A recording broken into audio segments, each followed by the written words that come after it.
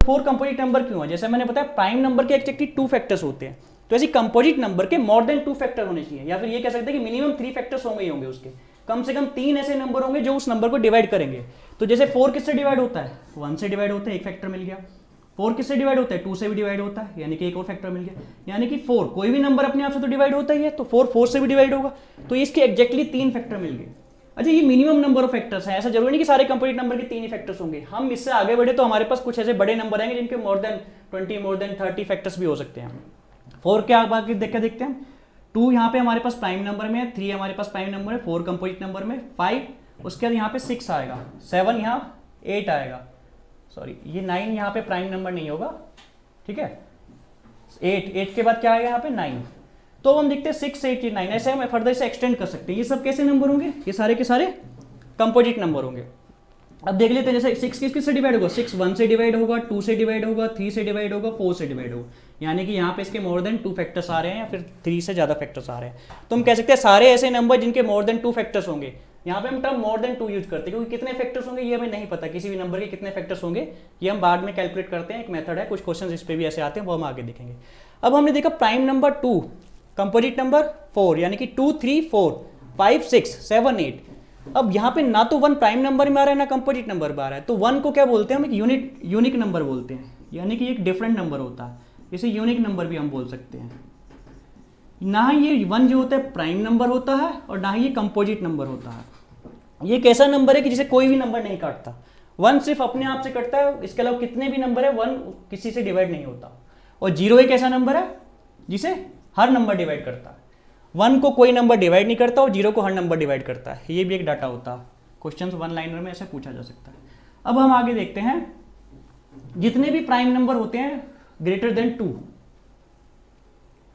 अगर मैं 7 की बात करूं तो 8 9 10 11, 11 के बाद 13 14 15 17, ये हमारे कुछ फर्दर प्राइम नंबर होंगे। 9 कंपोजिट नंबर होता है, उसे वहां से डिलीट कर लेना, ठीक है। अब हम देखते हैं जितने भी हमारे number more than greater than 3 है। सबसे पहला हमारे पास प्राइम नंबर क्या है? इवन, जो कि 2 है। उसके बाद 3, अगर हम 3 से आगे देखें तो हमारे पास नंबर है 5 7 11 13 17। तो जितने भी प्राइम नंबर होते हैं उन्हें हम 6n -1 या 6n + 1, इस 6n + 1 सॉरी 6n -1 या 6n + 1। अब ये 6n -1 6n + 1 क्या होता है? कोई भी प्राइम नंबर अगर होगा वो 6n -1 की फॉर्म में होगा ग्रेटर देन 3। जैसे 5 है, 5 को क्या लिख सकते हैं हम? 6, यहाँ पे n की वैल्यू मैंने 1 रख दी, -1, 6 × 1 6 होगा, 6 में से -1 करेंगे क्या आएगा? 5 आएगा। 7 को कैसे लिखते हैं? 6 × 1 + 1, 6 ही मल्टीप्लाई 1 में करेंगे 6 आएगा, +1 करेंगे कितना आएगा? 7 आएगा। इसी तरह अगर मैं 11 को लिखना चाहूँ तो क्या लिख सकता हूँ?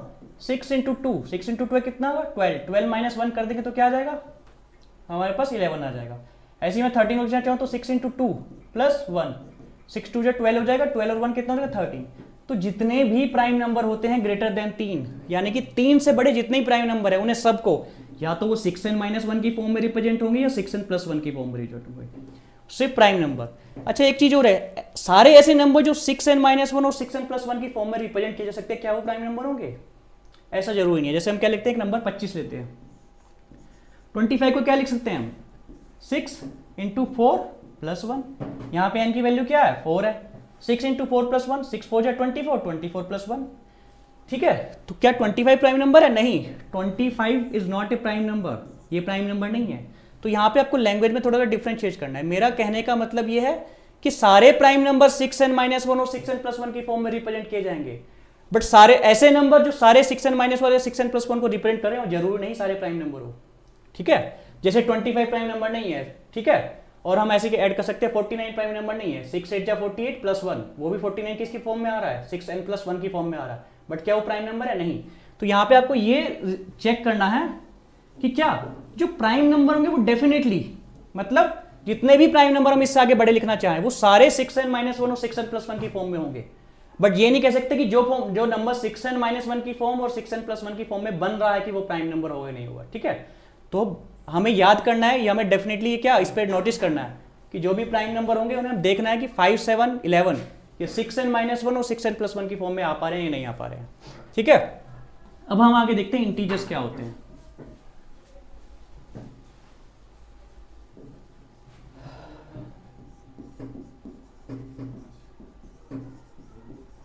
Integer number. अगर मैं नेचुरल नंबर और उसके साथ नेगेटिव नंबर, नेगेटिव और नेचुरल नंबर और जीरो भी इंक्लूड कर दूं तो वो सारे क्या कहलाते हैं? इंटीजर्स कहलाते हैं। जैसे मैंने बीच में यहाँ जीरो, अगर मैं राइट साइड में मूव करूंगा तो मेरे पास पॉजिटिव इंटीजर्स आएंगे, लाइक +1, +2, +3, ऐसे हम एक्सटेंड कर सकते हैं कहीं तक भी। अगर मैं लेफ्ट साइड में मूव करूंगा तो मेरे पास नेगेटिव इंटीजर्स आएंगे, -1, -2, -3, ऐसे करके हम माइनस इनफाइनाइट तक एक्सटेंड कर सकते हैं। और यहाँ पे हम पॉजिटिव इनफाइनाइट तक एक्सटेंड इसे कर सकते हैं। ये जो नेगेटिव ऑफ नेचुरल नंबर होता है, नेगेटिव ऑफ नेचुरल नंबर मतलब जितने नेचुरल नंबर थे उनके सामने हमने नेगेटिव साइन पुट कर दिया, तो इन नेगेटिव नेचुरल नंबर को हम बोलते हैं negative integers. Negative integers.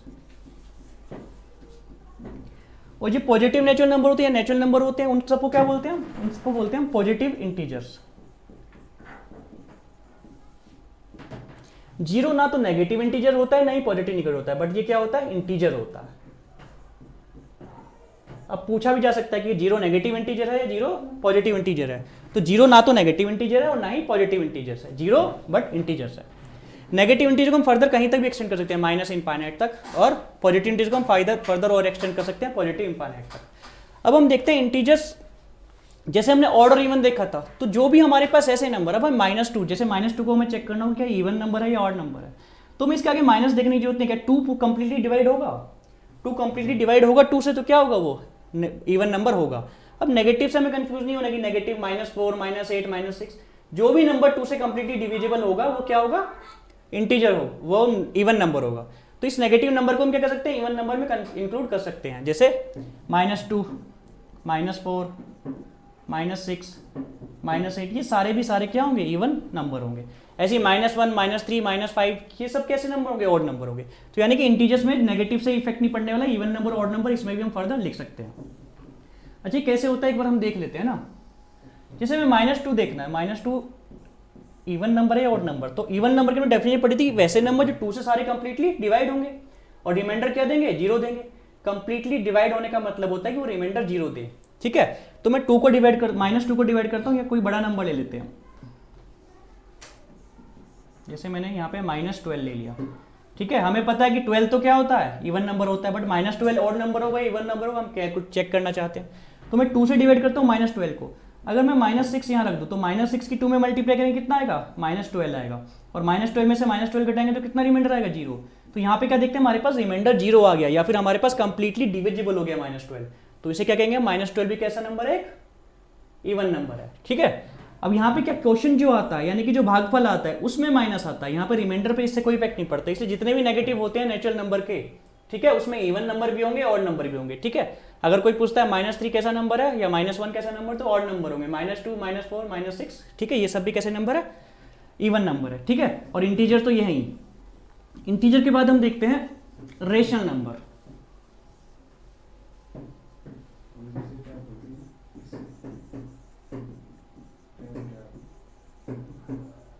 Rational number क्या होते हैं? सारे के सारे वो नंबर जिन्हें हम p/q की फॉर्म में रिप्रेजेंट कर सकते हैं, क्या कहलाते हैं? वो रेशनल नंबर कहलाते हैं। ठीक है, कुछ एग्जांपल्स भी देखते हैं और हम देखते हैं। जैसे किसी नंबर को हमने p/q की फॉर्म में रिप्रेजेंट कर सकते हैं। रिप्रेजेंट कर सकते हैं मतलब जरूरी नहीं कि वो p/q की फॉर्म में होगा, वो किसी और फॉर्म में हो सकता है। अगर हम उसे p/q की फॉर्म में लिख पा रहे हैं, ठीक है, तो कैसा नंबर होगा? रेशनल नंबर होगा। यहाँ पे एक चीज और देखने की कि यहाँ पे q की वैल्यू कभी भी 0 नहीं हो सकती। ठीक है, p 0 हो सकता है, बट ये चलेगा, अगर p = 0 है तो चल जाएगा, बट q कभी भी 0 नहीं होने का। q किसी भी केस में 0 नहीं होने का, q 0 हो जाता है तो फिर नंबर ही वो नॉट डिफाइंड हो जाएगा, फिर undefined, can not be determined हो सकता है। ठीक है, अगर रेशनल नंबर कैसे होंगे? जिन्हें हम p/q की फॉर्म में रिप्रेजेंट कर पा रहे हैं, वो किसी और फॉर्म में लिखे हैं वो अलग बात। जैसे हम एक एग्जांपल देखते हैं, जितने भी नेचुरल नंबर थे हमारे पास, नेचुरल नंबर हमारे पास कौन कौन से थे? नेचुरल नंबर थे हमारे पास 1 से स्टार्ट होके 2, 3, जहां तक भी लिखना चाहे, तो सारे के सारे नंबर कैसे हैं? ये सारे के सारे रेशनल नंबर है। अच्छा, अभी मैंने बताया कि रेशनल नंबर को तो p/q की फॉर्म में रिप्रेजेंट करते हैं, तो यहाँ पे तो p तो दिख रहा है 1, 2, 3, q तो कुछ है ही नहीं। अच्छा, किसी भी नंबर को, जैसे यहाँ 5 लिखा है, 5 को मैं 1 से डिवाइड करूँ तो क्या कोई इफेक्ट होगा? कुछ प्रभाव पड़ेगा 5 पे? नहीं। 5 को मैंने 1 से डिवाइड करा तो 5 का 5 ही रहने वाला है, 5 पे कोई फर्क नहीं पड़ेगा। इसी तरह अगर मैं 100 को 1 से डिवाइड करूँ तो कोई इफेक्ट पड़ेगा? 100 का 100 ही रहने वाला। तो यहाँ पे p की वैल्यू कितनी है? 100, q की वैल्यू कितनी है?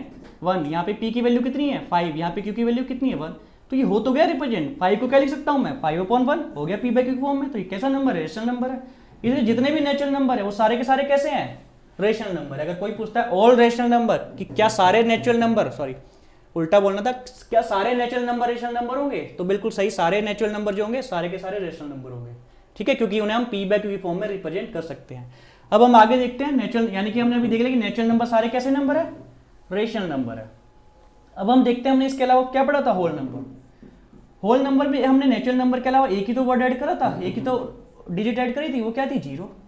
तो जीरो क्या रेशनल नंबर है, बहुत बारी क्वेश्चन पूछा गया है, क्योंकि जीरो को देख के बच्चे कंफ्यूज हो जाते हैं, ठीक है। तो जीरो क्या रेशनल नंबर है, बिल्कुल जीरो रेशनल नंबर है, क्योंकि मैंने भी बताया कि p की वैल्यू तो जीरो हो सकती है, बट q जीरो नहीं होना चाहिए। तो यहाँ जीरो अपॉन में 1 लिख देता हूँ। अब देखिए यहाँ पे q की वैल्यू तो क्या हो गई 1 और p की वैल्यू कितनी हो गई 0। तो p की वैल्यू जीरो हो सकती है, कोई दिक्कत नहीं इससे, बट q की वैल्यू कभी भी जीरो नहीं होनी चाहिए। तो हमारे पास p बाई q की फॉर्म क्या बने, 0/1। तो जीरो कैसा नंबर है, एक रेशनल नंबर है, ठीक है। ये क्वेश्चन एक दो बार एग्जाम में पूछा भी गया, ठीक है। इसके अलावा हम देखते हैं जितने भी हमारे पास इंटीजर्स हमने पढ़े, सारे इंटीजर्स कैसे होंगे, रेशनल नंबर की फॉर्म में रिप्रेजेंट किए जा सकते हैं। जैसे -5 है, -5/1 कर दूं तो इसकी वैल्यू क्या आएगी, -1 आएगी। -19 है, -19/1 कर दूं, ठीक है, तो ये क्या p हो जाएगा, ये q हो जाएगा। तो सारे के सारे ऐसे नंबर, ठीक है, सारे ये भी कैसे होंगे, रेशनल नंबर होंगे। यानी कि all positive integers, all negative integers including zero, या फिर ये कह सकते हैं कि लाइन में सारे इंटीजर्स, ठीक है, सारे के सारे इंटीजर कैसे होने वाले, रेशनल नंबर, ठीक है। अब हम आगे देखते हैं इरेशनल नंबर क्या होते हैं।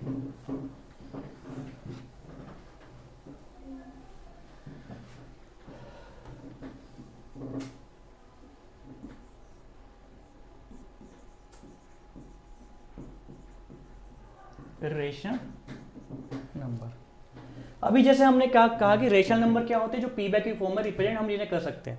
अगर कोई ऐसा नंबर हमारे पास आ रहा है जैसे हम p बाई q की फॉर्म में रिप्रेजेंट नहीं कर पा रहे, तो वो कैसे नंबर होंगे, वो रेशनल नंबर होंगे। जैसे कोई भी नंबर ऐसा है जो p बाई q की फॉर्म में रिप्रेजेंट नहीं कर पा रहे हम जिसे, ठीक है, जिसे p बाई q की फॉर्म में रिप्रेजेंट कर देंगे तो वो तो कैसे हो जाएंगे, रेशनल।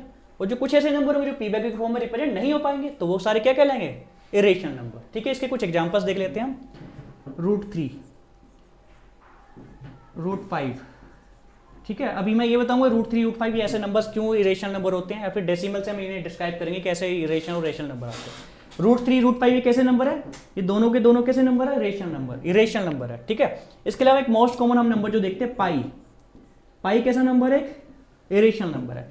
अच्छा, पाई की वैल्यू तो हम बहुत बार क्या लेते हैं, पाई की वैल्यू हम इंक्लूड करते हैं, जो हम कैलकुलेशन करते हैं तो 22/7 लेते हैं या फिर 3.14 लेते हैं, ठीक है। तो फिर ये 22/7 तो क्या हो गया, p बाई q की फॉर्म में रिप्रेजेंट हो गया। या फिर ये कह सकते हैं 3.14 को क्या लिख सकते हैं हम, 314 डिवाइड बाई 100 यानी कि 314/100। तो ये तो p बाई q की फॉर्म में रिप्रेजेंट हो गए, ठीक है। और मैंने यहाँ पे बताया कि पाई क्या होता है, रेशनल नंबर है। अगर पाई p बाई q की फॉर्म में रिप्रेजेंट हो गए तो फिर रेशनल नंबर कैसे हो सकता है। एक्चुअल में होता क्या है, जो हम पाई की वैल्यू लेते हैं 22/7, इसे हम फर्दर डिवाइड करेंगे तो उसकी बहुत सारी नॉन टर्मिनेटिंग, ठीक है, एक ऐसा नंबर आएगा जो कभी एंड नहीं होने का। 22 को हम 7 से डिवाइड करें हमारी पूरी नोटबुक भर जाएगी, बट इसका कहीं एंड नहीं होने, कहीं भी रिमाइंडर जीरो नहीं आ पाएगा। तो इसकी जो हम कहते हैं एग्जैक्ट वैल्यू नहीं है ये 22/7, जो 3.14 है ये एग्जैक्ट वैल्यू नहीं होती पाई की, ठीक है। अगर पाई की एग्जैक्ट वैल्यू ये 3.14 22/7 नहीं होती, तो इसलिए क्या होता है 22/7 कैसा नंबर है। अगर 22/7 कहीं आपको दिखाई दे तो इरेशनल नंबर है। अगर आपको कहीं 3.14 दिखाई दे तो ये कैसा नंबर है, 3.14, ये भी रेशनल नंबर है। बट अगर पाई आपको कहीं दिखाई दे तो ये कैसा नंबर है, इरेशनल नंबर है, क्योंकि पाई की एग्जैक्ट वैल्यू नहीं है, ये इसकी लगभग वैल्यू है, लगभग कुछ जो इनकी जो वैल्यू है पाई की इसके अकॉर्डिंग होती है, ठीक है। सॉरी,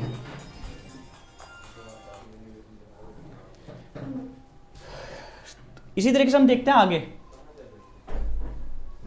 अच्छा, क्या सारे नंबर जो रूट में होंगे क्या वो सारे के सारे रेशनल नंबर होंगे। जैसे मैं एक नंबर लिखता हूं क्या, √64, क्या ये नंबर इरेशनल नंबर है, ठीक है। अगर हम स्क्वायर को थोड़ा हमें जानकारी है तो हम क्या देखते हैं कि 8 किसका स्क्वायर होता है, 8 का स्क्वायर। अगर हम इसे सोल्व करेंगे तो क्या है, इससे ये कैंसिल हो जाएगा, स्क्वायर से स्क्वायर रूट कैंसिल हो जाएगा, तो √64 की वैल्यू तो हमारे पास 8 आने वाली है। और हमें पता है कि 8 को हम किस तरीके से प्रिंट करते हैं, 8/1 की। तो यानी कि ये जो सारे अंडर रूट में जो वैल्यूज होंगी वो इरेशनल नंबर नहीं होंगी, ठीक है। यानी कि √64 कैसा नंबर होगा, √64 इरेशनल नंबर नहीं होगा, ठीक है। √64 इरेशनल नंबर नहीं होता, सॉरी।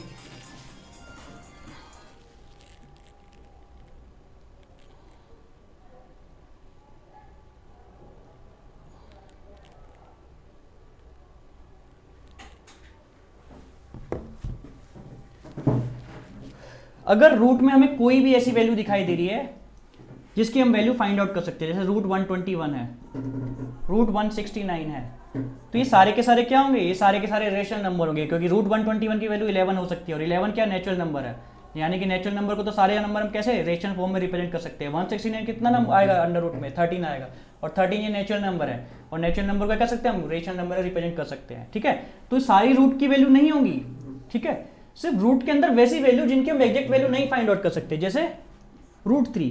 अगर मैं अभी हम भाग विधि से जब रूट 3 की हम वैल्यू निकालेंगे तो उसकी हमारी पूरी नोटबुक भर जाएगी, पर इसका क्या एग्जैक्ट वैल्यू नहीं निकल पाएगी। ठीक है, तो रूट 3 ऐसे ही एक वैल्यू हम लिख सकते हैं रूट 5 और रूट 7, ये सारे कैसे होंगे, ये सारे के सारे इरेशनल नंबर होंगे, क्योंकि इन्हें हम पी बाय क्यू की फॉर्म में रिप्रेजेंट नहीं कर पाएंगे। ठीक है, अच्छा हम देखते हैं इरेशनल नंबर और इरेशनल नंबर कैसे लाइक कैसे डिस्क्राइब होके आते हैं, लाइक कहां से आते हैं। ठीक है, हम देखते हैं डेसिमल नंबर। डेसिमल नंबर क्या होता है, ठीक है, दशमलव संख्याएं क्या होती हैं। ठीक है, जैसे सपोज करो हमारे पास लिखा है 1.5, ठीक है, 1.5 का क्या मतलब है, एक पूरा और आधा। ठीक है, या फिर इसे लिख सकते हैं हम 3/2। 3/2 को हम मिक्स फ्रैक्शन में डिफाइन करने से कैसे कर सकते हैं 1 और 1/2। ठीक है, तो यानी कि एक तो पूरा है और एक क्या है, एक के 2 भाग है, यानी कि एक हमारे पास आधा भाग है। ठीक है, तो ये नंबर जो होते हैं पॉइंट की फॉर्म में, इन्हें क्या बोलते हैं हम डेसिमल नंबर। ठीक है, अब डेसिमल नंबर हमारे पास दो तरह के होते हैं। ठीक है, एक हमारे पास होते हैं terminating decimal number. Terminating decimal number क्या होते हैं, टर्मिनेटिंग डेसिमल नंबर। दूसरा हमारे पास होते हैं non terminating decimal number, non terminating decimal number. ठीक है, टर्मिनेटिंग डेसिमल नंबर, सपोज करो मेरे पास मुझे डिवाइड करना था 5 को मुझे डिवाइड करना था 2 से, मैंने 2 से डिवाइड करना स्टार्ट किया से 2 2 जा कितना होता है 4, 2 दूनी 4, रिमाइंडर हमारे पास 1 बच गया। अब एक क्या है 2 से छोटा है, डिवाइड होगा नहीं, तो मैंने यहाँ पे पॉइंट लगाया, पॉइंट लगा के यहाँ पे 0 लगा ली, 2 पंजे कितना हो गया 10। अब ये कंप्लीटली डिवाइड हो गया तो क्या हो गया 0।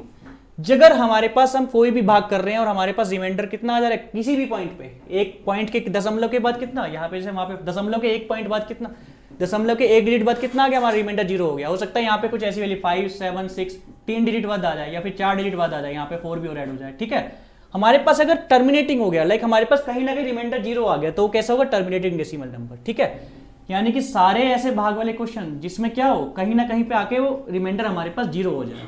ठीक है, इसमें फाइनली होता है कि रिमाइंडर कहीं ना कहीं 0 आ जाता है, तो वो हमारे पास कैसे होते हैं टर्मिनेटिंग डेसिमल नंबर होते हैं। ठीक है, जैसे मैं लिखना चाहूं तो क्या लिख सकता हूं 1.5, ठीक है, 1.625, 1.25, 1.825, ये सारे के सारे कैसे नंबर है, सारे के सारे टर्मिनेटिंग डेसिमल नंबर है। क्यों, इसका एक के बाद एक पॉइंट के बाद एक ही डिजिट तक हमने भाग दिया और हमारे पास रिमाइंडर 0 आ गया। यहाँ पे हमने पॉइंट के बाद 3 डिजिट तक भाग दिया, हमारे पास रिमाइंडर 0 आ गया, तो सारे के सारे टर्मिनेटिंग डेसिमल नंबर है। अगर मैं देखूं 1.5 को क्या लिख सकता हूं मैं, 1.5 अगर मुझे पॉइंट हटाना है तो क्या कर सकता हूं मैं 15/10 लिख सकता हूं। ठीक है, अब मुझे आगे सोल्व करने की जरूरत नहीं है, वैसे तो 15/10 को क्या लिख सकता हूं मैं 5 3 15 और 5 दूनी 10। ठीक है, 15/10 हमें इतने से काम चल जाएगा। तो ये किसकी फॉर्म में है, पी और क्यू की फॉर्म में है, यानी कि पी बाई क्यू की फॉर्म में नंबर हमने रिप्रेजेंट कर दिया। तो सारे टर्मिनेटिंग डेसिमल नंबर क्या होंगे, सारे टर्मिनेटिंग डेसिमल नंबर होंगे रेशनल नंबर। क्यों, क्योंकि हमने इन्हें पी बाई क्यू की फॉर्म में हमने इन्हें रिप्रेजेंट कर दिया है। ठीक है, तो हमने डेसिमल नंबर देखे, डेसिमल नंबर हम देखे टर्मिनेटिंग डेसिमल नंबर और नॉन टर्मिनेटिंग डेसिमल नंबर। हम पहले टर्मिनेटिंग डेसिमल नंबर को देखा कि टर्मिनेटिंग कौन से होते हैं, जिसका किसी पॉइंट पे क्या होगा टर्मिनेशन हो जाएगा। ठीक है, यानी कि कुछ कंप्लीटली डिवाइड होना हो बट रिमाइंडर एक टाइम के बाद हमारा 0 हो जाएगा पॉइंट लगा के। ठीक है, तो सारे ऐसे नंबर क्या होंगे पी बाई क्यू फॉर्म में रिप्रेजेंट हो जाएंगे और सारे ऐसे नंबर रेशनल नंबर कहलाएंगे। हम फर्दर देखते हैं जो डेसिमल नंबर है दूसरा टाइप है हमारे पास नॉन टर्मिनेटिंग डेसिमल नंबर। अब नॉन टर्मिनेटिंग डेसिमल नंबर में हमारे पास 2 तरीके के नंबर आते हैं। ठीक है, कभी कभी जैसे क्या करते हैं हम 1 को भाग देते हैं 3 से। ठीक है, हम देना स्टार्ट करते हैं 1 को भाग देते हैं ना 3 से। अब 1 छोटा है, ठीक है, और 3 बड़ा है, तो भाग तो जाएगा नहीं। हम क्या करते हैं यहाँ पे पॉइंट लगा लेते हैं और यहाँ पे 0 ऐड कर देते हैं, तो 3 तिया कितना हो जाएगा 9 हो जाएगा। 10 में से 9 जाएंगे, रिमाइंडर 1 बचेगा। पॉइंट तो हमने ऑलरेडी लगा रखा है ना, तो हम यहाँ पे फिर से 0 ऐड करते हैं, फिर से कितना आ जाएगा 3 तिया 9 हो जाएगा। फिर से क्या कर सकते हैं, पॉइंट तो लग ही चुका है। ठीक है, तो पॉइंट तो पहले से हमने लगा ही रखा है, तो फिर से हम यहाँ पे क्या करते हैं रिमाइंडर 0 ये रिमाइंड 1 उतारने के बाद हमारे पास कर देते 10 कर देते और 3 तिया 9। तो इस तरीके से क्या देखता हूं मैं, कितनी बार इसका डिवीजन करता जाऊं 1/3 को, यानी कि 3 से 1 को डिवाइड कर रहा था मैं, और मेरे पास इसका कहीं एंड नहीं आ रहा। ठीक है, ठीक है, इसका मेरे पास कहीं पे भी एंड नहीं हो रहा। अगर मैं पूरी नोटबुक भर दूं तो ये 0.3 पूरी नोटबुक भर जाएगी, पर कहीं पे भी एंड नहीं आएगा। रिमाइंडर हमेशा 1 बचता रहेगा, 1 के बाद मैं फिर से 0 लगाता रहूंगा, और 0 के बाद फिर से 3 3 9 लिखता रहूंगा और डिवाइड करता रहूंगा। तो अगर मैं 1/3 को लिखता हूं तो 1/3 किसकी फॉर्म में रिप्रेजेंट हो गया, 0.333। ठीक है, तो ऐसे नंबर को बोलते हैं हम रिकरिंग। रिकरिंग मतलब इसमें कोई एक ऐसी डिजिट होगी जो रिपीट हो जाएगी। अच्छा, कोई एक डिजिट नहीं हो सकता, 2 डिजिट भी रिपीट हो जाए, ऐसा भी हो सकता है हमारे पास कोई नंबर 1.33। ठीक है, जैसे 1.37 37 37। ठीक है, डॉट डॉट डॉट मतलब कि फर्दर डिवाइड करें तो 37 आता रहेगा।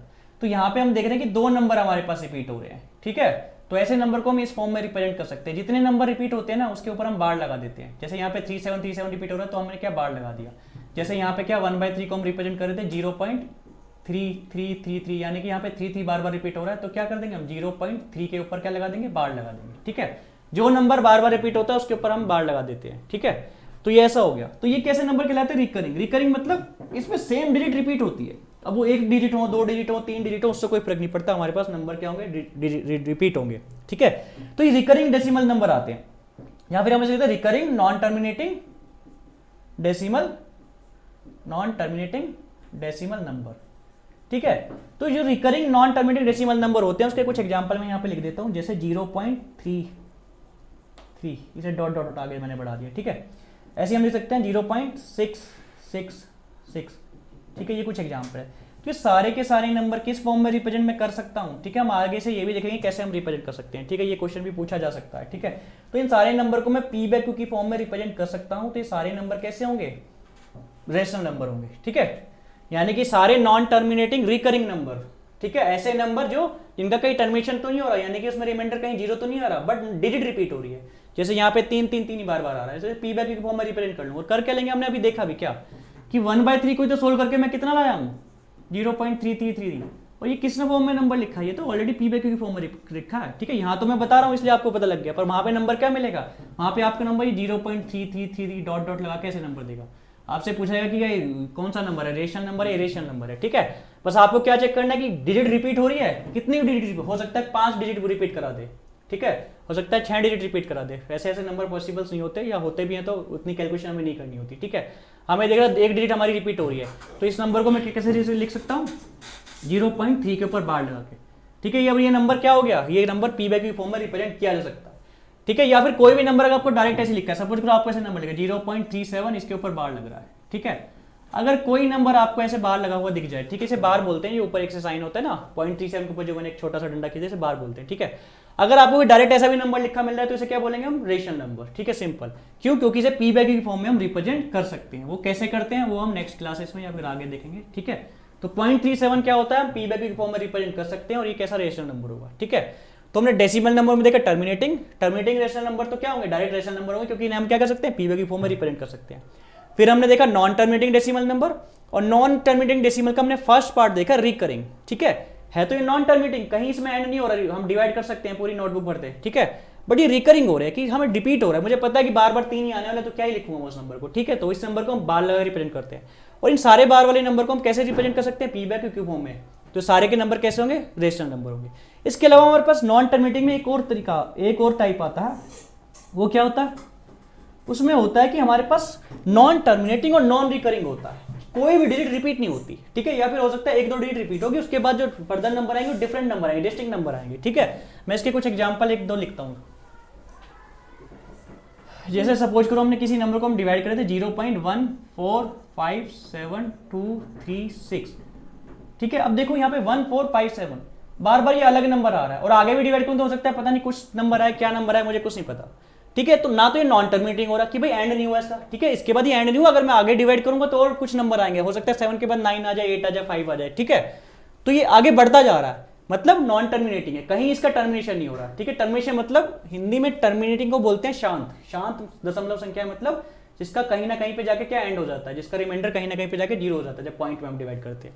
और ये अशांत है, अशांत मतलब इसे हम आगे बढ़ाते जा रहे हैं, डिवाइड होता रहेगा, कुछ ना कुछ अलग अलग वैल्यूज आती रहेंगी। ठीक है, एक तो नॉन टर्मिनेटिंग है, दूसरा क्या नॉन रिकरिंग है। नॉन रिकरिंग मतलब इसमें कोई भी डिजिट रिपीट नहीं हो रही है। नॉन रिकरिंग नंबर है, ठीक है। नॉन रिकरिंग का मतलब जैसे इसमें कोई डिजिट लाइक 1457 है, उसके बाद 237 है, उसके बाद मुझे नहीं पता कुछ भी डिजिट आ सकती है। तो सारे के सारे ऐसे नंबर पी वैल्यू की फॉर्म में रिप्रेजेंट नहीं किए जा सकते, ठीक है। तो सारे ऐसे नंबर जब पी वैल्यू की फॉर्म में रिप्रेजेंट नहीं किए जाते तो उन्हें क्या बोलते हैं, इरेशनल नंबर, ठीक है। तो ऐसे नंबर जो डेसिमल होंगे, नॉन टर्मिनेटिंग होंगे, नॉन रिकरिंग होंगे, वो सारे के सारे कैसे कहलाएंगे, वो कहलाएंगे सारे के सारे इरेशनल नंबर, इरेशनल नंबर, ठीक है। और इरेशनल नंबर के कुछ एग्जांपल हमने देखे भी थे, √3, ठीक है। आज आप होमवर्क में यही करना, √3, √5 इनका भाग विधि से क्या निकाल के देखना, आप इनका भाग विधि से जो कुछ वैल्यूज आती है वो निकाल के देखना। जैसे √3 की कुछ वैल्यूज 1.731, ठीक है, ऐसे कुछ होती है। तो ये जो होती है अप्रोक्स वैल्यू हम लेते हैं, इसकी एग्जैक्ट वैल्यू नहीं है 1.73, इसके आगे भी आता है, ठीक है। और ये इतना बड़ा है हमारी पूरी नोटबुक हो जाएगी, हम पूरे उसे एग्जैक्ट वैल्यू नहीं निकाल पाएंगे, लाइक जितनी भी आगे तक इसकी डिजिट आती रहेंगी और वो बार बार डिस्टिंक्ट डिजिट आएंगी, अलग अलग डिजिट आने वाली है, ठीक है। तो इसलिए √3 क्या होता है, इरेशनल नंबर होता है, ठीक है। अब हम देखते हैं मेनली जो नंबर होते हैं ना वो होते दो टाइप के ही हैं। अभी जो हम पढ़े थे सारे के सारे रियल नंबर थे, ठीक है। अब रियल नंबर क्या होते हैं, हमने बचपन में जो 8th क्लास में, 9th क्लास में, 10th क्लास में हमने लिखा हुआ एक नंबर लाइन पे हमें रिप्रेजेंट करने को बोला जाता था। नंबर लाइन क्या होती थी, ठीक है। पहले मैं लिख देता हूँ नंबर सिस्टम, ठीक है। इसमें नंबर, अब मैं यहाँ हटा देता हूँ नंबर्स। नंबर्स क्या होते हैं, कितने प्रकार के होते हैं, ठीक है। तो नंबर्स बेसिकली दो ही प्रकार के होते हैं, कौन कौन से, एक होता है रियल नंबर, रियल नंबर को हिंदी में बोलते हैं वास्तविक संख्याएं। दूसरा होता है इमेजनरी नंबर, या फिर इसे लिख सकते हैं अनरियल नंबर। अनरियल नंबर लिख लो या फिर इमेजनरी नंबर लिख लो, इमेजनरी नंबर। रियल नंबर क्या होते हैं, बचपन में हमने एक देखा था जब हम 8th क्लास में, 9th क्लास में, एक ऐसी बहुत लंबी सी लाइन होती थी, दोनों तरफ एक्सटेंड हो सकती थी, दोनों तरफ एक्सटेंड हो सकती थी, मतलब अगर हमें जरूरत है तो हम आगे इधर भी बढ़ा सकते हैं और इधर भी बढ़ा सकते हैं। इसके बीच में यहाँ पे कहीं क्या होता था, इसके बीच में यहाँ पे कहीं 0 लिखा होता था। अगर हम राइट साइड में मूव करते थे तो हमारे पास लिखा होता था यहाँ पे +1, 2, 3, 4 ऐसे आगे और बढ़ा सकते थे। और इधर हम लेफ्ट साइड में जब हम मूव करते तो हमारे पास -1, -2, -3, -4, -5 ऐसे नंबर्स आते थे, ठीक है। तो सारे के सारे नंबर, ऐसा कोई भी नंबर हो जो हम रियल नंबर, जो नंबर लाइन पे रिप्रेजेंट कर सकते हैं, वो कैसा नंबर होगा, रियल नंबर होगा, ठीक है। यानी कि रियल नंबर वो नंबर होता है जो नंबर लाइन पे, और नंबर लाइन क्या होती है, इस तरीके की नंबर लाइन होती है। अगर मुझे सपोज करो 10 रिप्रेजेंट करना है तो मैं इसे इधर की साइड एक्सटेंड कर दूंगा। अगर मुझे इस पे 100 मुझे नंबर लाइन पे दिखाना है तो मैं इसे और आगे बढ़ा दूंगा और वहां पे 100 कहीं मार्क कर दूंगा, ठीक है। तो सारे नंबर जो नंबर लाइन पे रिप्रेजेंट कर सकते हैं, नंबर लाइन पे हम रिप्रेजेंट कर सकते हैं, वो सारे के सारे क्या कहलाएंगे, रियल नंबर, ठीक है। यानी कि ऐसे सारे नंबर जो हम नंबर लाइन पर रिप्रेजेंट कर पाएंगे रियल नंबर होंगे, ठीक है। अच्छा, अनरियल नंबर क्या होते हैं या इमेजिनरी नंबर क्या होते हैं, या इनकी हमें कहां से जरूरत पड़ती है। अच्छा, जब हम क्वाड्रेटिक इक्वेशन देखते हैं, क्वाड्रेटिक इक्वेशन को सोल्व करते हैं, तो हमारे पास कभी कभी क्या होता है कि स्क्वायर रूट इमेजिनरी आते हैं। इमेजिनरी स्क्वायर रूट क्या होता है वो देखते हैं हम, ठीक है। एक बार मैं इसे रिलीज कर देता हूँ। जो क्वाड्रेटिक इक्वेशन होती है उसकी स्टैंडर्ड फॉर्म होती है ax² + bx + c, ठीक है। तो कभी कभी हमारे पास क्या होता है, इसमें x का अगर स्क्वायर है तो x की 2 वैल्यू आने वाली है, ठीक है। अगर x का कहीं क्यूब है किसी भी इक्वेशन में तो इसकी 3 वैल्यू आने वाली है, ठीक है। तो एक क्वाड्रेटिक इक्वेशन है, x की स्क्वायर है, इसलिए x इसमें 2 वैल्यू रहेंगी, ठीक है। अगर x की दोनों वैल्यू कैसी आ रही हैं, पॉजिटिव आ रही हैं, तो कैसी पॉजिटिव वैल्यू, ठीक है, यानी कि वो रियल वैल्यू है। अब सपोज करो कभी कभी हम क्या करते हैं, हमारे पास इसके कंप्लीट फैक्टर्स नहीं बनते, तो हम पहले चेक कर लेते हैं या फिर हम डायरेक्ट भी निकालते हैं, तो b² - 4ac, ठीक है। इसे हिंदी में बोलते हैं विभक्तिकर या फिर इंग्लिश में बोलते हैं डिटरमिनेंट। अगर किसी भी क्वाड्रेटिक इक्वेशन का डिटरमिनेंट कितना आ रहा है, नेगेटिव आ रहा है, अगर ये नेगेटिव आता है तो इसके रूट्स कैसे होते हैं, नेगेटिव होते हैं या फिर इमेजिनरी होते हैं, ठीक है। तो हमारे पास उस वक्त हम कौन सा फॉर्म लगाते हैं, उस वक्त श्रीधराचार्य फॉर्मूला लगाते हैं, उसके रूट सोल्व करते हैं। और जब श्रीधराचार्य हम लगाते हैं तो उसमें क्या होता है, हमारे पास नेगेटिव रूट के अंदर नेगेटिव वैल्यू आती है, ठीक है। सपोज करो हमारे पास यहाँ पे -7 आ गया, ठीक है। तो यहाँ -7 आ गया, हम ऐसी किसी वैल्यू को क्या नंबर लाइन पर रिप्रेजेंट नहीं कर सकते, ठीक है। जितने भी इमेजिनरी नंबर है उसे हम नंबर लाइन पर रिप्रेजेंट नहीं कर सकते, और जितने रियल नंबर है उसे नंबर लाइन पर हम रिप्रेजेंट कर सकते हैं। तो -7, ठीक है। अब इसमें रूट के अंदर -7 आ गया, ठीक है। तो ये कैसा नंबर कहलाएगा, इमेजिनरी नंबर, ठीक है। इसे हम -7, ठीक है, अंडर रूट में, ठीक है, -121 अंडर रूट में, ठीक है। तो ये सारे के सारे कैसे नंबर है, इमेजिनरी नंबर है, क्योंकि इनके अंदर अंडर रूट के अंदर कहीं माइनस आपको दिखाई दे तो आपको जस्ट क्या लिख कर देना, ये इमेजिनरी नंबर है।